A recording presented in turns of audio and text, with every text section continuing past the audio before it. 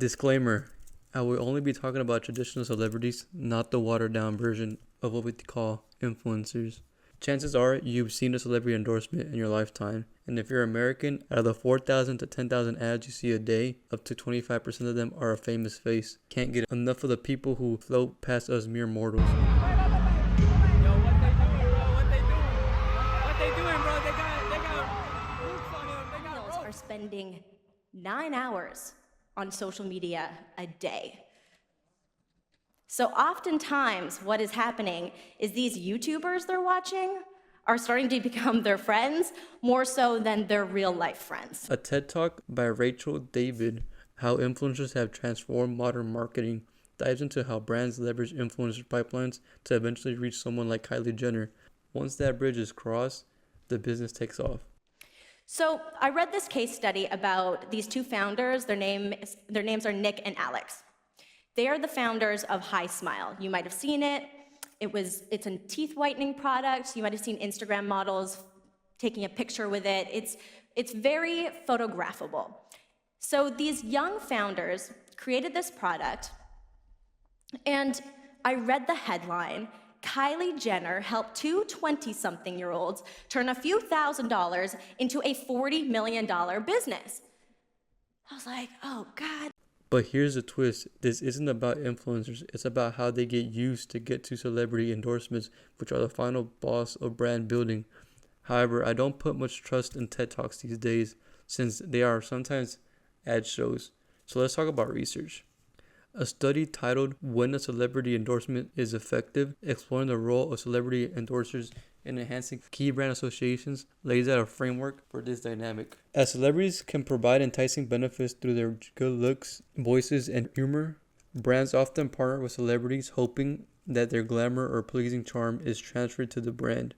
And I quote, the study lays out a 3E framework, enabling, enticing, and enriching associations.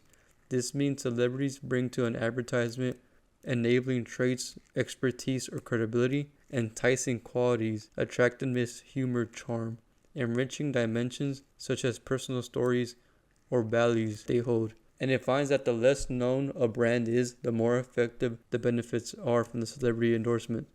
So when you see a celeb pushing a no-name crypto project or mystery skincare, it's not about relevance, it's about exposure to cash out. Because it's a game of telephone. The shady brand tells the manager of said celebrity nothing will go wrong, and if it does, just say you got hacked to remove accountability. So they signed a deal, and the celebrity gets told they'll cash them out and sells out. These projects capitalize on the trust celebs have built over their whole career in hopes that the coveted 16-digit and CVV code is inputted to make the purchase. On the other hand, based on the same study, high-budget brands often just buy cool points because the brand is already established and have little to gain in awareness, perceived quality, and brand personality. While all to lose in brand congruence, think of Bud Light and their LGBTQ ad. High-end companies basically are overinflating budgets instead of hiring a couple of acting students. But in the age of media literacy and Gen Z skepticism, celebrity culture hasn't lost power, especially with how the younger generation is glued to their phones and parasocial bonds become a norm. Ads in general are made to exploit our human brains, especially celebrity endorsements, and here's how. The basics of a celebrity endorsement. If Aristotle saw modern advertising, he might say ethos those wins. However, I think I could come up with the same theory and concepts if I was in his time. We as humans trust by association. If someone we recognize uses a product, we instinctively assign it value. Think of a friend recommending something, but now take it times 1,000. And this is called the halo effect. Our feelings towards a celeb bleed into the product. We typically see celebrity endorsements in 3 ways. Number 1 is relevance-based, probably the most effective out the 3. The celeb has a logical link to the product. Think of athletes in sports gear. It makes sense to the eye.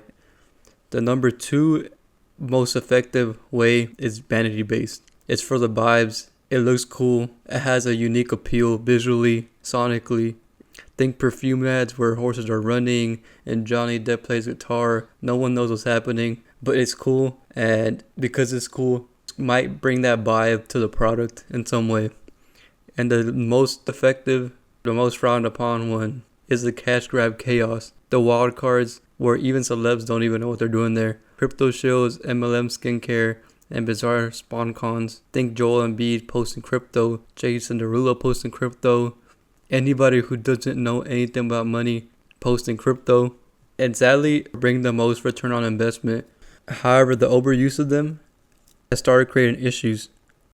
The celebrity endorsement problem. The ad industry's biggest flex lately is throwing millions of dollars at a celebrity and hope we don't notice the product sucks. We used to get ads that told a story, like the Coke versus Pepsi war, but now we get, hey, you know this guy? He likes this too. Would you like it as well? It's all become white noise at this point. Media savvy audiences can see through all of this and feel how off-putting it is, and if it doesn't even feel aligned to their personal brand. And personally, when I see a sponsored post, the first question that comes to mind is, do they even use it? The study also talks about cognitive dissonance theory. A brand with known low enabling benefits will not be perceived as having higher enabling benefits, even though a celebrity endorser has strong enabling benefits. Basically, meaning, if the product sucks, a charming celeb can't save it. And when the celeb doesn't match the product, it creates dissonance, a rift causing us to subconsciously reject the ad. I know I said I wasn't going to talk about influencers, but that's why I hate YouTube sponsors the most and why they fall flat.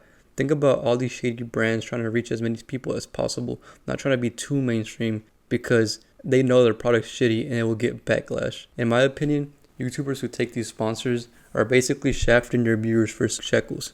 Because they know, we know, there's no way they actually use Scentbird, Raid Shadow Legends, or even the countless different VPNs. It's a cash out. Similarly, how crypto projects use celebrities. It's not about relevance, but exposure for a quick return. Post to the company building a brand using super aligned people. A YouTuber that does this well for the most part is MKHG. MKBH, Marcus Brownlee, fuck. On his second channel, his manager goes out and still says sponsors this. you. And you like the product, but you just don't need it anymore. So the brand reaches out, they offer you a big, brand new, flashy brand deal. Good deal, bad deal. Really depends. Did you find a product that is better than the thing that you used to use? Then it's a bad deal, because you should really only be sponsored by items or brands that you use actively day by day. But some celebrities want to capitalize on their 15 minutes of fame, juicing it, losing all their humanity to the point they aren't even people no more. Walking, living Billboard paradox. In a perfect world, celebrities will only endorse products that align with their real experience, not just their image. Many overcorrect, attempting to appeal to everyone to maximize their reach. They become brand-safe, PR-trained robots, designed to offend no one. For example, The Rock, every appearance is so bland, to the point The Rock feels like a persona, not Dwayne The Rock Johnson. He avoids taking positions, and in one instance on the Joe Rogan Experience where people hope to see Dwayne and not The Rock, he dodged real talk and redirected everything back to Joe. It really made it seem like he was the one interviewing Joe Rogan and not the other way around. And the viewers did not like that, trust me. And if you don't trust me, trust them. Not to mention, he has no spine towards controversy and consistently fabricates the enriching factor of the study by creating false stories to peddle out some ads for companies on his Instagram. I can't hate too much because one wrong move and you're shadow banned from fame, but it's also why people tune out from him and why so many celebrities are out of touch. The Shaq Experience. There's one man who lives off being a goofball, average man. Shaq breaks every rule and it works. He endorses everything, peaks to insurance, printers, cruises, lotion, and heart health, and yet it's charming. And this is why.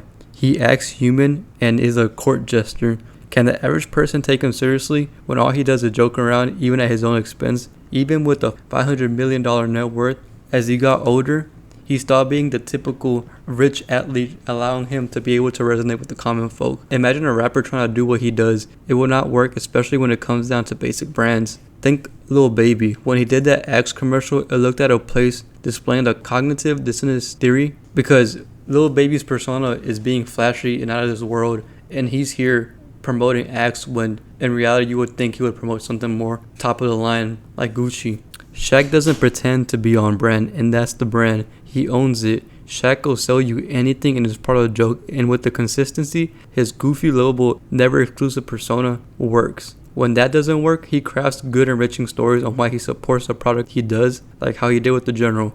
I don't know if we actually used the General, but the fact that he made a story or he allegedly used them when he was broke gives the endorsement a more aligning appeal. Shaq isn't selling products. He's selling being Shaq. And that's what people trust for the most part. This isn't true for all celebrities though. What this says about celebrity ads, most celebrity ads are lazy. Oh, you like this person, then buy this thing because they like it too. Or maybe they don't even like it, it's just there. But they believe you seeing them will be enough for you to buy their product. But when there's no congruence, no match between the celebrity and the brand, as we talked before and I keep repeating, cognitive dissonance kicks in, and that's when it falls flat.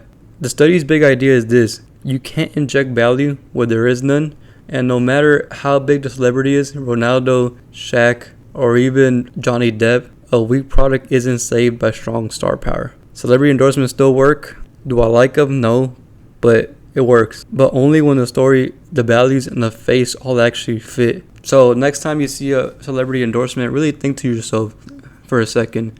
Does it seem that they use it, or is it just a cash out because nothing that they do aligns with the product they are selling? As always, it has been Crone. Thank you for watching.